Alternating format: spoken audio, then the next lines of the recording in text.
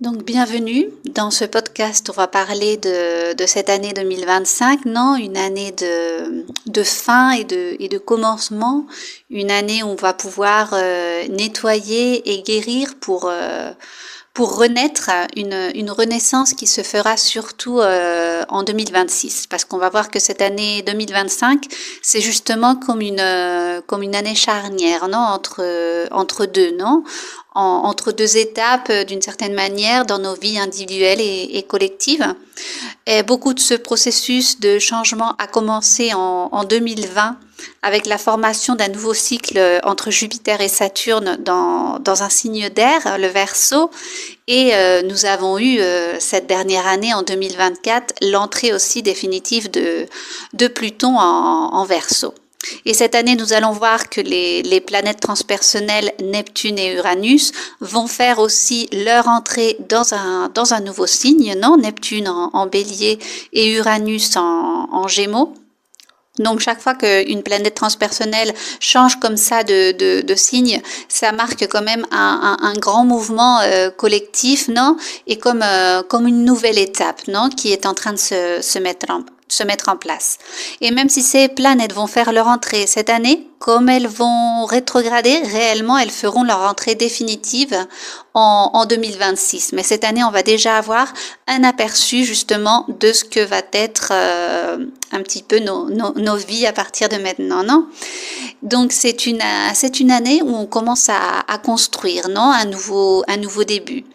Le bélier, c'est le premier signe du zodiaque, non? Donc il marque cette énergie de sortir au monde, de naître, d'entreprendre, de ce nouveau début justement, non? Et c'est une énergie qui a été très mobilisée depuis l'entrée du nœud nord en bélier depuis le 2023. Et qui va continuer à être activée justement par l'entrée de Saturne et de Neptune en bélier aussi cette année. Saturne au mois de mai et Neptune au mois de mars. Et c'est une énergie très activée aussi parce que Mars, qui est le régent de l'énergie bélier, continue à être en opposition avec Pluton et va l'être presque tout le premier trimestre de 2025.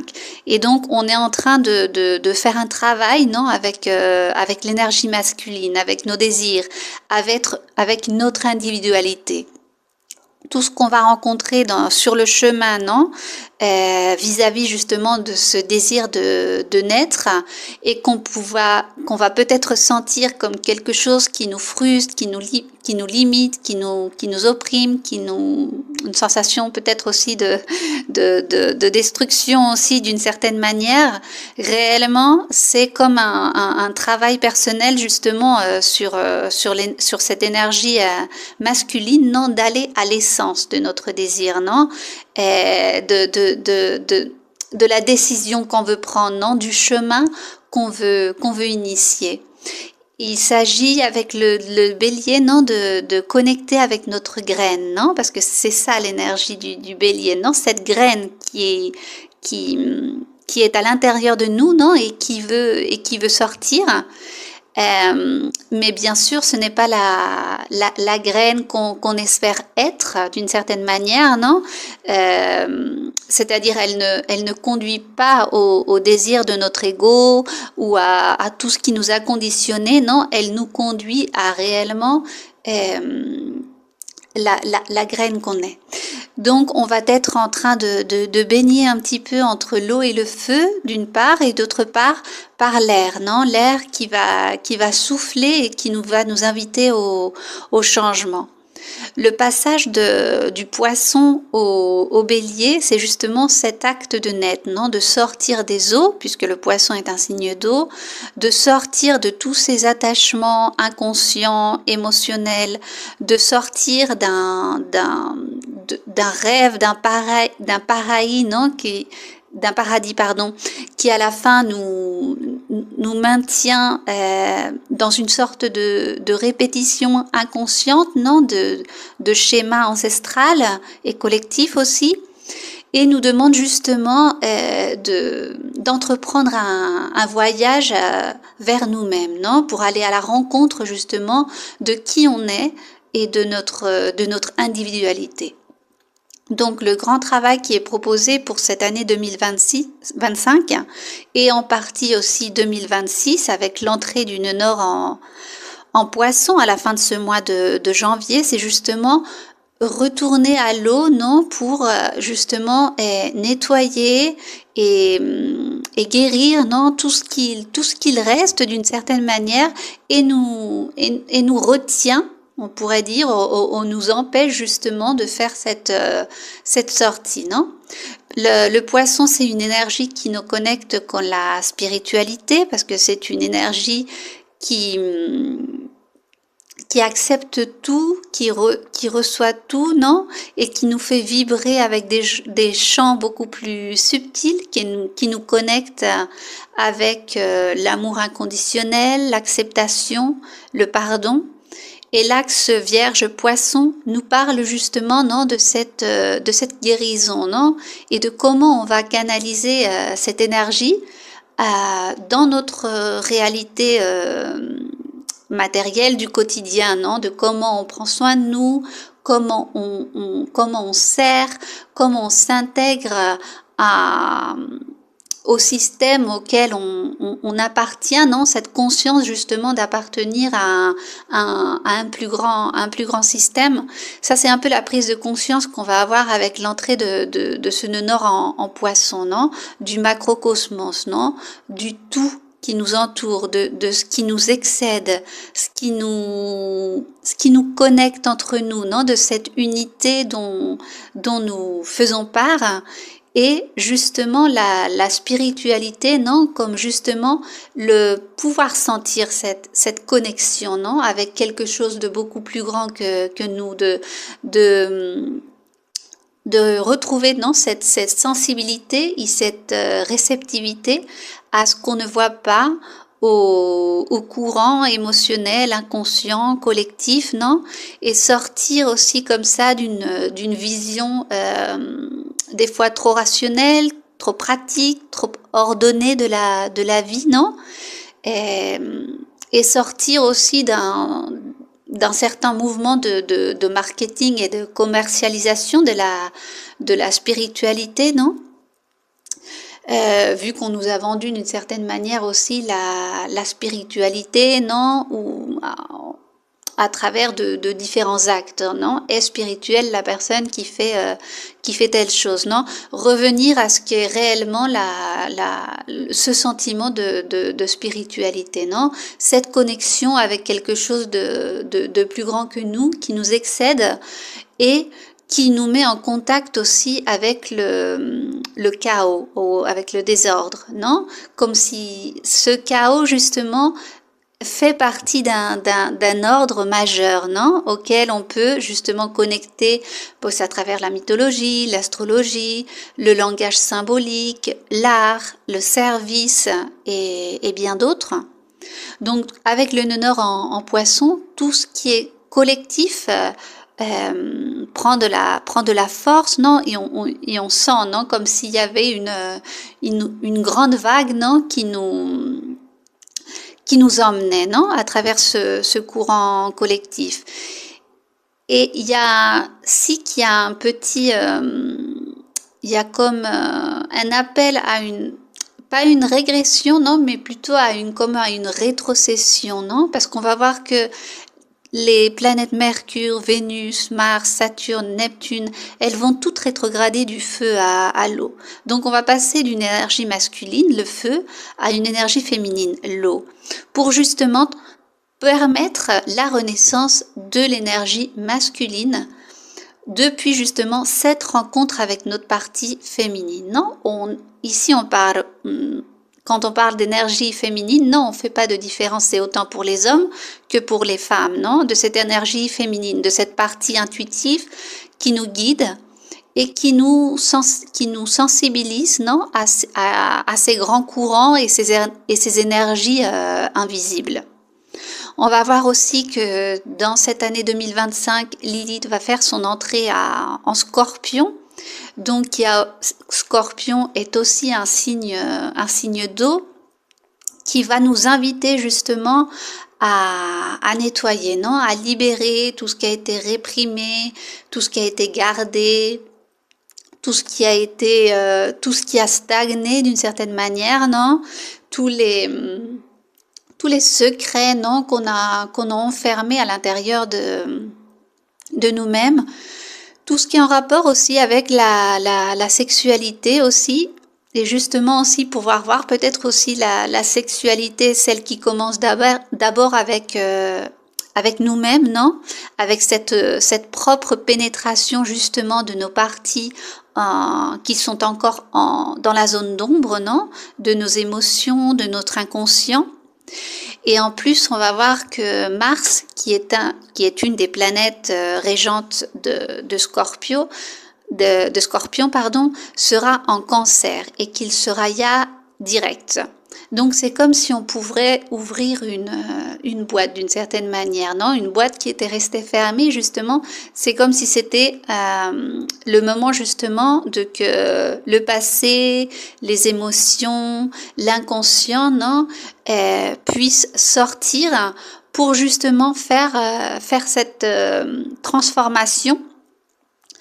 À laquelle nous invite aussi cette opposition, non, de Pluton avec Mars jusqu'en avril 2025, non? Et on va voir aussi que ça s'arrête d'une certaine manière en avril 2025, cette opposition Pluton-Mars, juste après la période des éclipses. On va voir le 29 mars une éclipse solaire en Bélier et le 13 avril une éclipse lunaire en Balance.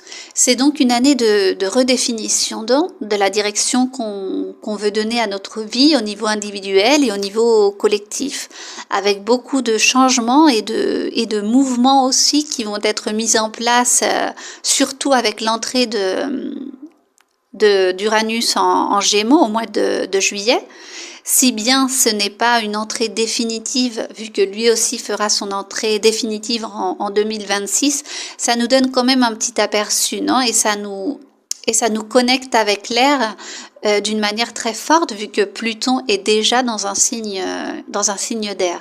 Donc si qu'il y a un appel au mouvement, au changement, à de nouvelles formes de pensée, de communiquer, nouvelles formes d'entrer en relation avec l'autre, une nouvelle manière de penser, non? Comme si tout notre mental, non, était invité à faire une remise à zéro d'une certaine manière pour voir les choses d'une autre manière. Donc, ce qu'on vient de voir, non, ce retour à l'eau avant de justement naître, ce n'est pas un retour régressif, non, dans lequel on recherche le paradis, la fusion, non. C'est plus pouvoir re-rencontrer, non, pouvoir unir, non, ces énergies du masculin et du féminin à l'intérieur de nous, non. Et si je vais citer à Annick de Sousnel, qui justement exprime très bien, non, d'aller à l'encontre, non, de notre énergie féminine, non, de comment réunir notre énergie masculine et féminine. Et donc elle dit, ces deux pôles constituent à Adam, créé femme et femelle. Mâle et femelle, pardon. Mâle, c'est celui qui se souvient de son énergie femelle, celle qui contient la puissance du nom. Yémal, donc, celui qui se souvient de son féminin, c'est-à-dire ce qui n'a pas encore été accompli et qui s'en va justement à la conquête de son nom. Et ça, c'est la vocation de chaque Adam, homme ou femme. Notre féminin, notre ombre, contient le secret de notre nom. Donc voilà, je pense que c'est une citation qui nous éclaire beaucoup, non, sur cette unité entre le masculin et le féminin, et cet appel justement du poisson, non, à revenir dans les eaux, non, pour pénétrer réellement notre féminin.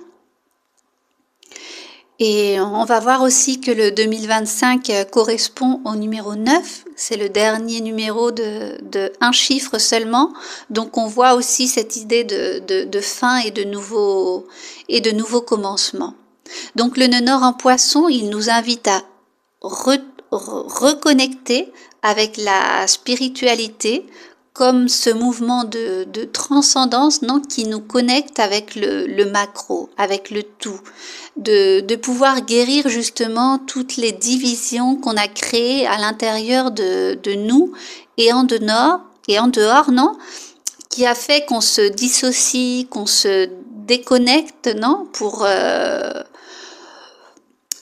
quand on a fait justement ce processus de séparation. Mais réellement, ce qui s'est passé, qu'on s'est séparé de nous-mêmes, non, à la fin. Et justement, la spiritualité, ce qu'elle nous invite à faire, c'est prendre corps depuis cette séparation, mais de trouver l'unité à l'intérieur de soi-même, non, de réagrouper ce masculin et ce féminin à l'intérieur de nous-mêmes. Et bien sûr, la religion, à travers de ses dogmes, la traduction qu'elle a fait des textes sacrés, a causé quand même pas mal de dégâts, non, dans la spiritualité, parce qu'à la fin, elle a créé un grand vide, non, en séparant justement le masculin du féminin. Auquel beaucoup de mouvements spirituels à travers de techniques ou de thérapies, non, offrent des choses pour justement créer un pont, on pourrait le dire, entre ces deux énergies, non, comme s'il fallait nous compléter avec quelque chose et avec quelque chose d'extérieur, non, comme si ce paradis, cette union, cette fusion, il fallait la combler avec quelque chose d'extérieur. Et bien sûr, a été créée donc la dualité entre le bien et le mal, parce que justement la coexistence de ces deux énergies a été comme mal interprétée, non? La coexistence de la lumière et de l'obscurité, du conscient avec l'inconscient, de ce qu'on révèle et de ce qu'on n'a pas encore révélé, non? Et qui ont créé à la fin des concepts de péché, de culpabilité, de bien, de mal, qui nous ont amenés à être en jugement constant, autant de nous-mêmes comme des autres, au lieu justement de pouvoir discerner, non, de pouvoir discerner les énergies justement que l'on porte, de pouvoir discerner, de pouvoir prendre conscience, non, parce qu'à la fin, discerner, ce serait ce travail, non, de mettre un petit peu d'ordre justement dans cet inconscient en prenant conscience. Donc poisson, c'est cette énergie du sacré, non, celle qui nous nourrit et qui coule d'une certaine manière à l'intérieur de nous. Et Saturne en poisson, il nous invite justement à retourner à nos structures essentielles d'où on vient, non, ces structures essentielles sur lesquelles nous construire et laisser d'une certaine manière d'un côté, non, les structures extérieures qu'on a construit avec des rôles ou des masques, non, qui ne répondent pas justement à cette structure essentielle. Donc on va errer un petit peu entre la dissolution et les limites, entre le fait, voilà, entre la dissolution et la pose de limites, non, entre nos rêves, non, et nos aspirations et ce que l'on peut faire réalité, entre ce qui nous retient du passé et le nouveau qui est là, qui demande à commencer, non, avec cette conjonction entre Saturne et Neptune, non, comme s'il y avait une identité qui était en train de se dissoudre pour pouvoir lui remettre des bords et qui va être justement en construction pendant toute cette année 2025 pour donner naissance en 2026. On voit aussi que le numéro 9, c'est aussi le numéro de mois d'une grossesse, non? Et ça marque justement la fin de cette grossesse, le 9e mois. Donc ça met en évidence, non, cette transition entre ce qu'on va vivre pendant cette année 2025, non, comme préparation justement à la naissance de 2026.